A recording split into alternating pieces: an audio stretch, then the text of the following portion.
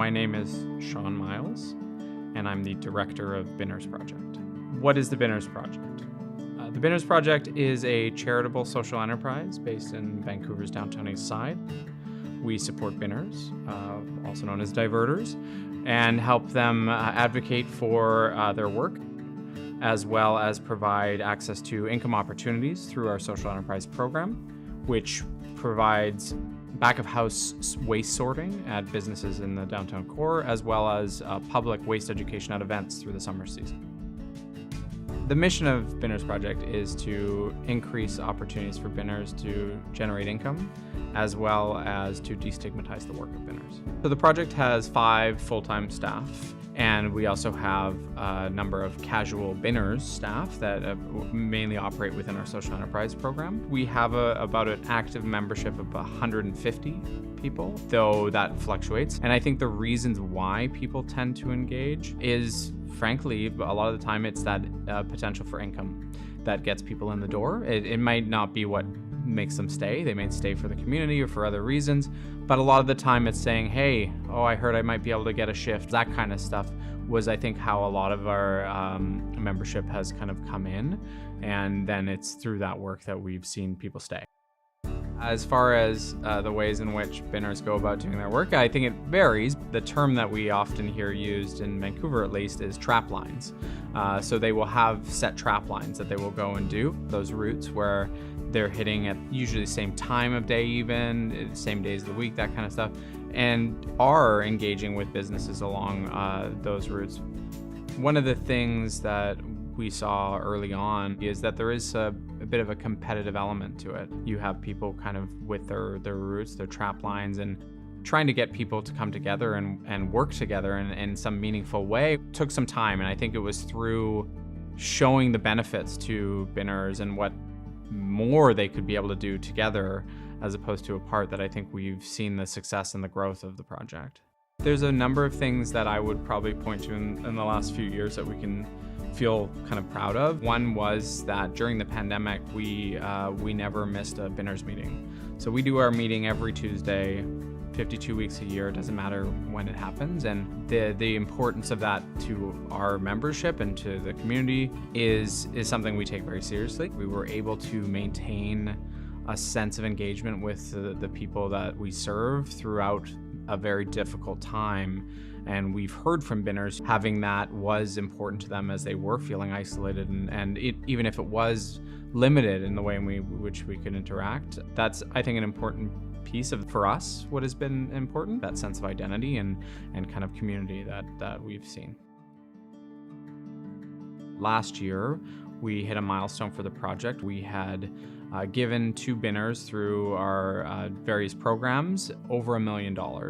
So there's $1 million earned by Binners throughout the lifespan of the project, and for us that was obviously a pretty big milestone and something we celebrated. We've seen real growth in our social enterprise program, and that program provides opportunities to Binners to work within the waste areas of businesses. So this is them going usually in teams of 2 into different businesses in the community or larger residential buildings, and they are going through those different waste streams, and they're pulling out the things that are in the wrong place. They're taking those refundables away, doing what they can to divert as much out of landfill as possible. We were able to bring on some big new contracts, including a commercial tower complex in the downtown core, recently taking on a contract with Providence Health to do work at one of the hospitals.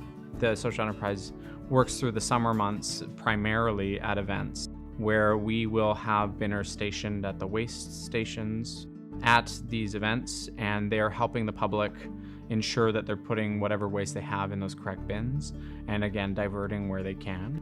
It allows Binners an opportunity to engage with the public in a meaningful way, wearing their uniform, feeling proud of the work that they're doing, and getting that kind of opportunity to destigmatize on an individual level.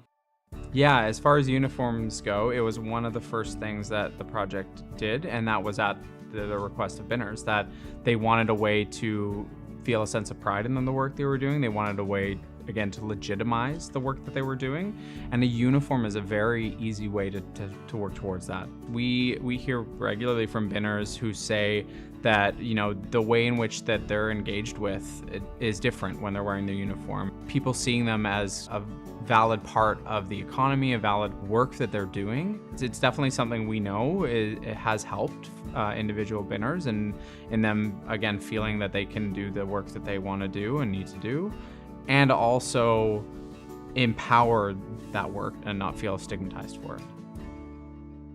I'd say one of the biggest challenges we have, which I think is not unfamiliar to most nonprofits or charities, is funding and money and trying to make do with what we have. It is something that requires a lot of work to be able to raise the funds you need to do this kind of work.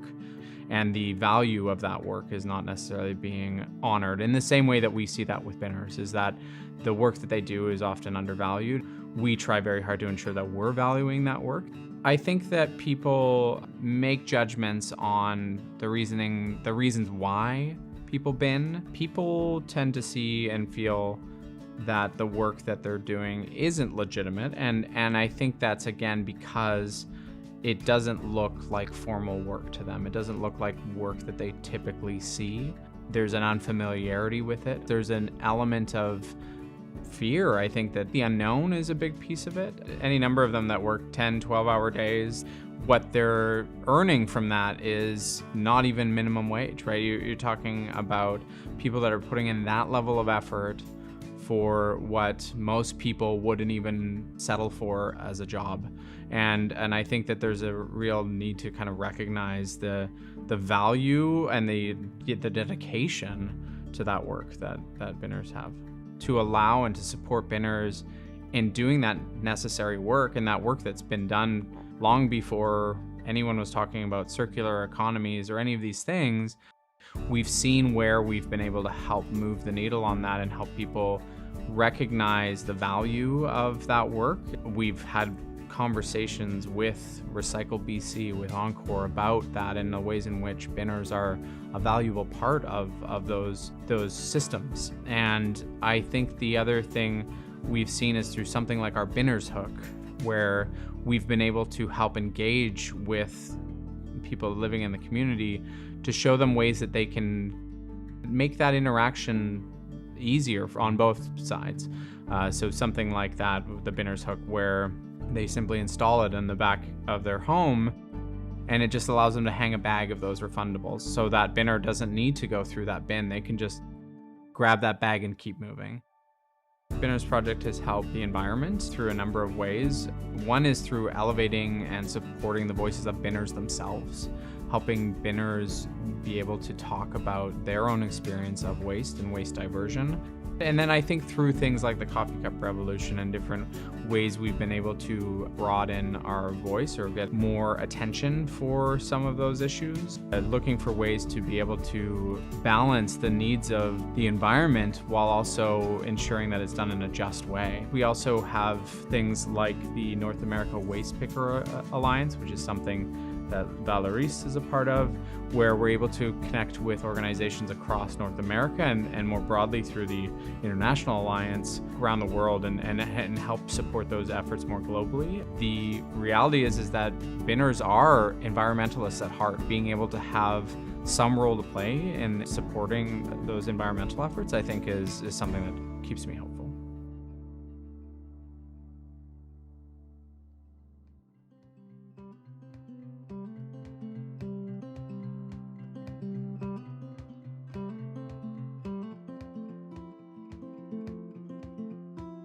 So my name is Marica Vasquez Tagliero. I am a co-founder and coordinator of the co-op Les Valoristes à Montréal. So here we have no bottle depots, okay? But then the Valoristes, they have to go to the supermarket to refund, and the machine is broken and this and that, and it's frustrating for them. The refund system wasn't made for people to bring everybody else's containers, and those machines neither.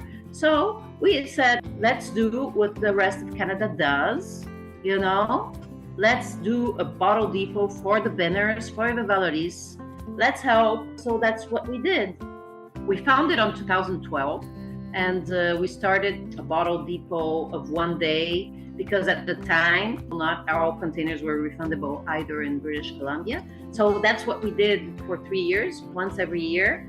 And so we're picking water bottles and of course we made no money out of this, but it was a way of testing to see if there was an interest from the part of the valoristas of having a bottle depot, and that's what we concluded. So we actually opened the bottle depot for refundables in 2014 under the bridge downtown Montreal, and we continued that every summer. People come, they go to the table, and the person counts them. Some valoristas love to crush their cans so they don't have to bring 2,000 cans in the bike like that, they're crushed. And the machines don't take them, so we count them. We have a certain amount of cans and plastic that we put on those bags. So for instance, now the bag of aluminum is 240 cans and it's $24. So when the same industry that goes to the supermarket, the retailer, will come to us, and when they come, we count 100 bags of 240. So that's it, 100 bags. And then we get paid for that amount. Finally, there's another group that's coming from Quebec City that's called Valoris Quebec. They approached us and they said, we want to do this downtown Quebec City. And they are doing it too, but they're like us in the past years. They're just under the bridge, downtown Quebec City, and they open only in the summers. So what you have in British Columbia is not the same that you have in Quebec. There's 5 types of cooperatives here.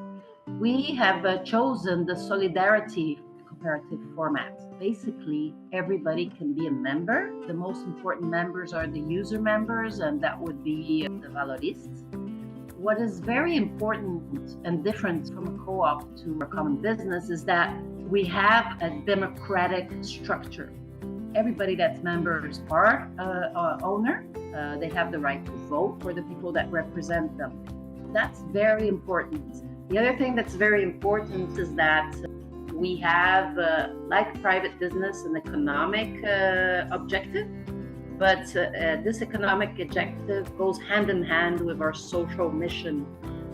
So both are together. In fact, you have the economic, so you can do the social. Social enterprises in urban environments, we can do more than just counting and paying people. We can include them, we can see if they have needs, we can refer them to places, and just simply, just like being welcome when you come somewhere, just being welcomed. Just that is huge for the waste pickers. Since we're the only first bottle depot and the only one here in Montreal, we have this huge community of valoristas that come. And what is great about it too is that before on the streets they were competing, and now they're collaborating because they know each other. So there's a lot of attachment of the community to our bottle depot and from us to them too. So today we have 100 valoristas that are members, and frankly, like most of them just came by themselves and decided to join in. We do have valoristas that are regulars, and they did not want to join the co-op. Many of them are scared from government. Their family doesn't know, and there's probably other reasons. And I had people who had no social insurance, they lived the binning and became members. So we serve both. One of the things that I am proud of, frankly, is that in the vulgarization of the law, the word valorista appears. And when the law was being debated, we were invited twice, parliamentary commission. This is good. They're recognized. Okay, they're important actors in this system. So I'm very proud of that. When we started the depot, it was crazy because nobody knew what was a waste picker. I was like, am I crazy? Am I just the one? I'm like, me and the waste pickers are the only ones knowing that we exist. They didn't know what was a waste picker because people don't ask Juta. People don't want to look at garbage. They don't want to look at people that work with garbage. They want to know. They want to. So They don't know waste pickers and valoristas. I mean, waste pickers, they've been there forever, even before the refund system, but they were picking other stuff. We have been fighting for the valoristas to be recognized, but we would like us to be recognized as a cooperative, because it's so important to have in the world of waste a little bit more diversity of groups that are working in it. It's just healthy, you know? We are not private business. We are competitive, and we are on the grassroots level. It's important to have the voices of people that are working at the grassroots level with this huge, huge global problem, which is waste. So we need a biodiversity of different types of organizations that work with waste, you know? It's a lot of work. People might be proud of doing it, or they might not be proud of doing it. But the minimum we can do is help them, you know, and support them, because finally they're having an impact on your pocket as well, because they are cleaning the city. And you know what? Their money it's going into basic needs, so they're contributing to society. Like I am proud of valoristas, you know, I am very proud, and I am one as well. For the valoristas, the waste pickers, it's hard work, you know, it's hard work. So the minimum we can do is make it easier for them, but that's the minimum we can do, is respect for the waste pickers, because you know what, they're helping us. Let's help them.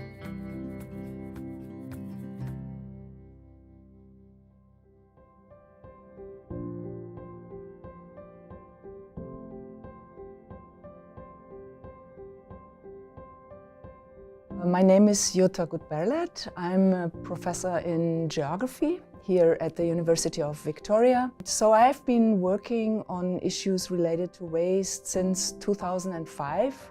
I actually started seeing waste as something which is important to research when I was conducting a quality of life study in an informal settlement in São Paulo, Brazil. And there I talked to the community leader, and he introduced me to his project of recovering recyclables. So he had put big bags, and he called them Biggie Baggy. He put those big bags on every street corner in that neighborhood and talked to people and asked them to put their recyclables in there. So with that experience, you know, I saw on one hand waste was a huge problem. Waste was accumulating almost everywhere and creating floodings, etc. And at the other hand, I saw that there is an opportunity linked to it. People can make a living out of redirecting those materials, separating them. And from then on, actually, my focus was really looking at waste as a resource and as an opportunity for people. I would like to speak about an experience we had in Kisumu, Kenya. In that project, we worked with the local community in 3 different informal settlements where there is no waste collection and where some individuals have started to do the collection for a tiny little fee, but it's really hard to ask people to pay for a service if they are very poor. So in that project, in that context, we organized several cleanups which involved the local community. We started with an event just talking about waste as a nuisance, waste as a health issue, but then also waste as an opportunity to generate income, etc.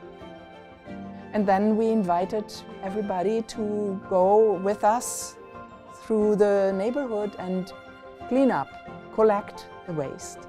And I think that was an amazing experience to get people, first of all, see and learn about waste, but also to see how nice it looks without waste. We have repeated that experience, and that has helped on one side. It has increased the number of households which have then subscribed to the waste collection.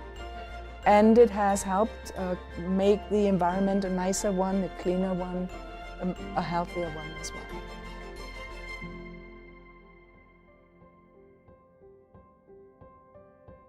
So in countries like Brazil and many other countries in the global south, most of the recycling happens informally. In some of these countries, they have started to organize themselves into cooperatives, and through their level of organization, they have had more entrance into the government level as well, and have then become part of the policy design. Specifically speaking about Brazil, Colombia, Argentina, there has been a great effort already to include waste pickers or diverters in public policies, thus giving them a role in waste management, in diverting those materials and securing that role. This is not happening here in Victoria. We don't have a public policy which says diverters are in charge of collecting bottles and cans. We don't have that law, so I think that is the biggest challenge. So in Brazil, because there is so many waste pickers, like the estimate is between 400 and 600,000 people working in waste diversion. Because of that large number, there is a national movement of waste pickers. And that national movement has been involved in the design of the national policy of waste management. And in that policy, there is several specific moments where waste pickers have been contemplated as key actors in collecting and diverting those materials. And that is written in the law. Of course, not every municipality enforces that law. However, it's guaranteed in law that the waste pickers have access to all recyclable materials generated by public offices, for example. There is a specific law just for that. And I think that is something I would like to see more here in Victoria as well. More efforts to include waste pickers in specific parts where they can play a larger role in diverting specific materials. Be it maybe organics, single-use plastics, be it milk containers and bottles and cans, what they are already doing. But when I say that the diverters should be involved in the policy design, I mean that they should have a voice in what the policy says, so that it's a win-win situation for both of them. Around 39% of the waste pickers in Brazil are organized. So there is networks where they do collective commercialization, they work together, they support each other. So it has created also new opportunities to improve their visibility, to include them in policy making, and to support them so that they can access these resources and separate them and redirect them into the circular economy. What we have learned from other places and could be applied to here is that the level of organization of diverters and binners matters. And the better they are organized, the more they can achieve, because then they have a stronger voice to put pressure on governments, and they become more visible. Just by talking about their challenges and issues they are facing, they empower themselves as well. That's what we have learned in Brazil. It started very small. It started with individuals just getting together and working together, and then those first groups became stronger and stronger, could access funding, because then government also saw them and made funding streams available specifically for informal waste pickers. That would be my strategy, to organize, bring more people together, and thus get more visibility as well.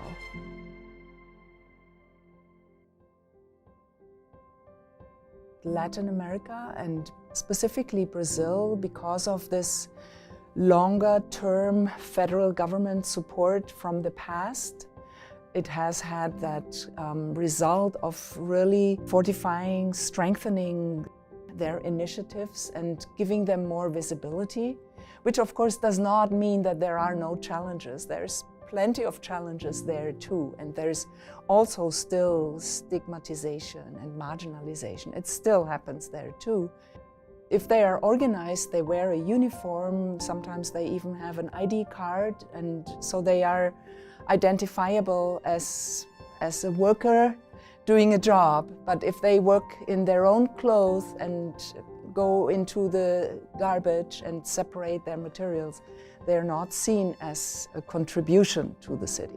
It's really hard to bring them into cooperatives, actually. These people have been socially excluded, oftentimes for all their life, and it's really hard for them to trust. And so if they would be working in a cooperative, they have to trust that at the end of the month, they will get their money.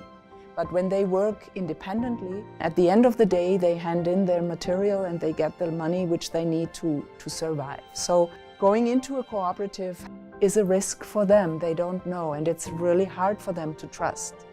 Not everybody wants to work in that fashion. Being a waste picker is very much like a hunter and gatherer. They're completely independent. They run their own time scale. They can work 10, 12, 14 hours a day, or they can just not work on that day.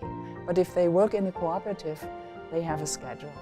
For some of them, that might not be attractive, and they continue working independently.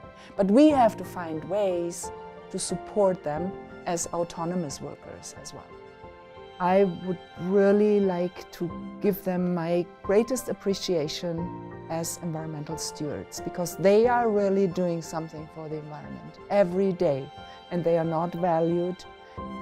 I hope that this helps create more awareness and brings them in so that they can even better do their job. I also think that there are many important grassroots initiatives going on, like the Diverters Foundation, the Binners Project, Les Valoristes in Montreal.